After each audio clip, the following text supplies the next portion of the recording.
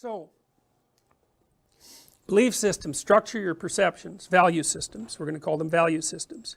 They structure your perceptions, and they also guide your actions, because you act in accordance with your values, conscious or unconscious. You have values that you don't know about because you just don't know yourself very well. You can tell that you have values that you don't know very well, because sometimes you get attracted to people that you know perfectly well. That's a mistake. Or you're trying to tell yourself to study and you don't, and so you're not really in control of yourself to any great degree. Some, and the more integrated you are, the more control you have, but you're kind of a loose collection of arguing sub-personalities, and they're more or less directed towards a single goal, but it depends on how committed you are to that goal, how much you've thought it through, how much you buy into it, how many of the contradictions in your world representation you've managed to iron out, and all of that. So, but in any case, it's value systems that govern action and perception. And so we're going to take an existential perspective, a phenomenological and an existential perspective in this course. And phenomenological means that we're going to base our presuppositions on the idea that what you experience is real, all of it.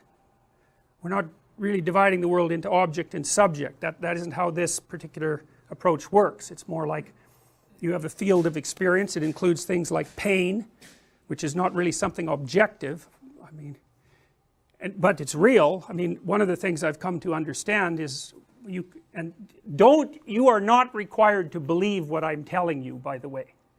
If you have an argument about why some of this doesn't make sense, then follow that sucker, because I'm trying to tell you what I've reached with regards to bedrock presuppositions, and I haven't been able to put pry bars underneath them, but that doesn't mean you won't, and you should try.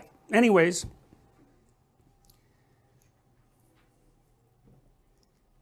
moral system tells you how to act and what to see, and a shared moral system keeps your emotions under control and fulfills your motivational needs.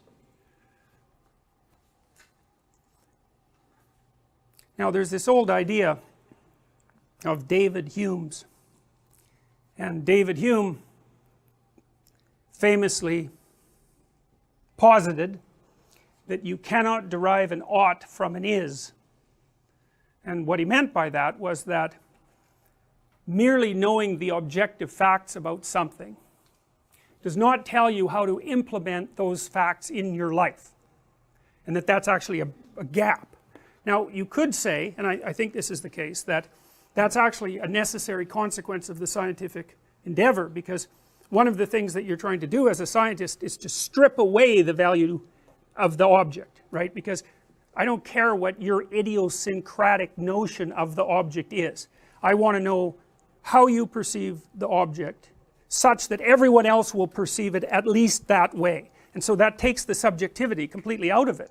And so it might just be a necessary consequence of the scientific method that it doesn't have a morality implicit in it. People argue about that. Sam Harris, for example, argues, he believes that we can come up with a scientific morality. I don't believe that, because I don't think that you can make rational judgments about value. It's too complicated. It's far too complicated. It's something that has to emerge. It can't be. Marxism was supposed to be a scientific utopia predicated on scientific principles and all of that, and it just didn't work.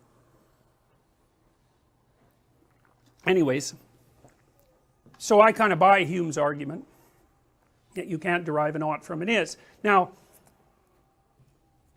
that's a problem. First of all, it's a problem because you have factual knowledge, but you don't know how to implement it. It's like, should you spend money on AIDS, or should you spend money on cancer, or should you spend money on higher education? How the hell are you going to calculate that rationally? You can't, because you just don't have the information at hand.